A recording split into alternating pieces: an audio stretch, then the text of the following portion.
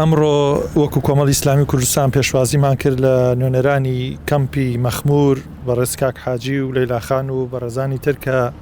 سەردانیان کردین ئاماجی سەردانەکەەوە بوو کە ئەو گەماڕۆیی کە لەسەر کەمپی مەخمورە بشکێنرێ و بتوانن هاوڵاتیانی ئەو کەمپە وەکو بارودۆخی سیاسی وەکو بارودۆخە مرۆڤایەتیەکە سوود لە پارێزگاکانی هەولێر و هەرێمی کوردستان وەربگرن بۆ مەبەستەیە داشتێکیان هێنابوو ئێمە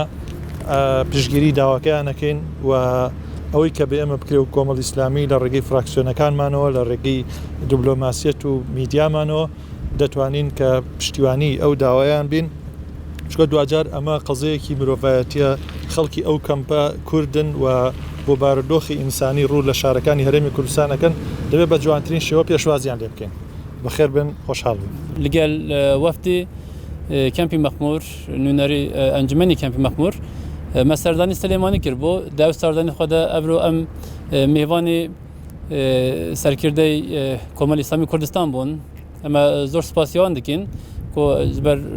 پێشوازیکردنە گەرم و دەسۆزیاوان لە بۆ کەمپی مەخمور ئەرمانجی سەردانیمان کاک دیارێ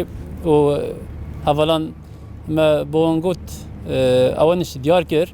لەسەر مەسلەی وەزعی کەمپی مەخمور سەر ئەو گەماڕووی ئێستا و لەرەی تەندروستی و پەروەردە و ئابووری و شاراوانی ئەو زەحمەتی گەلی مەخموری دەکەشتن مە دەربارەی وەزعی خۆدا ئەوان ئاگادار کرد و مە راپۆرتێک پێشکەش کرد ئەوانش بە دڵگەرمی ئەم پێشوازی کردین وێ لەسەر راپۆرتی مە پێدەچۆن بکەن و داواکاریمان چنە لەگۆری هێز و قواتەخوا پشتگیری بکەن ئەمە بەناوی کەمپی مەخمور زۆر سپاسیوان دەکەین